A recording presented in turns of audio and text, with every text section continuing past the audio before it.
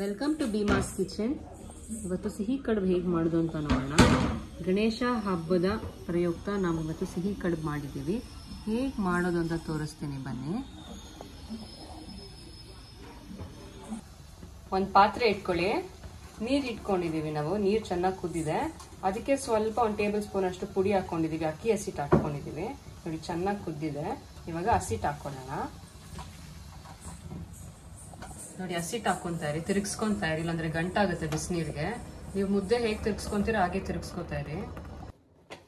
ನೋಡಿ ಹೀಗೆ ಬಂದಿದೆ.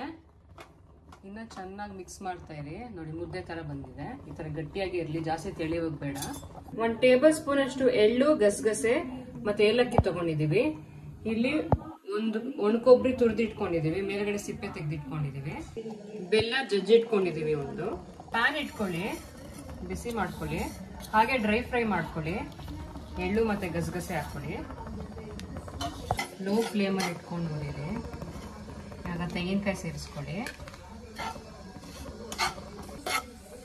ಹಾಗೆ ಡ್ರೈ ಫ್ರೈ ಮಾಡ್ಕೊಳ್ಳಿ ಲೋ ಫ್ಲೇಮಲ್ಲಿ ಇಟ್ಕೊಂಡು. ನಿಮಗೆ ಗೊತ್ತಾಗುತ್ತೆ, ಸ್ವಲ್ಪ ಕಲರ್ ಚೇಂಜ್ ಆಗುತ್ತೆ. ಬೆಲ್ಲ ಸೇರಿಸ್ಕೊಳ್ಳಿ ಇವಾಗ. ಇದಕ್ಕೇನೆ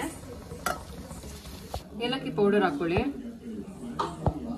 ಮಿಕ್ಸ್ ಮಾಡ್ಕೊಳ್ಳಿ. ಹಸಿಟ್ಟು ಈ ತರ ಮಾಡಿಟ್ಕೊಂಡಿದ್ದೀವಿ ಕ್ಲೀನಾಗಿ. ನೋಡಿ ಹಸಿಟ್ಟು ತಗೊಳ್ಳಿ. ನಿಮ್ಗೆ ಯಾವ ಸೈಜ್ ಬೇಕು ಆ ಸೈಜ್ಗೆ ಬೇಲ್ಕೊಳ್ಳಿ. ಕರ್ಜಿಕಾಯಿ ಮಾಡೋದು ಇದು ತಗೊಂಡಿದ್ದೀವಿ. ಅದ್ರ ಸೈಜ್ಗೆನೆ ಇಟ್ಕೊಳ್ಳಿ. ತುಂಬಿಸ್ಕೊಳ್ಳಿ. ಅದು ಸ್ವೀಟ್ ಮಾಡಿದ್ವಲ್ಲ ಅದು. ನೋಡಿ ಈ ಡಿಸೈನಾಗಿ ಬಂದಿದೆ. ಇವಾಗ ಮಿಕ್ಕಿದ್ದೆಲ್ಲ ಮಾಡ್ಕೊಂಡ್ ತೋರಿಸ್ತೀನಿ. ನೋಡಿ ಸಿಹಿ ಕಡುಬು ರೆಡಿ ಆಗಿದೆ.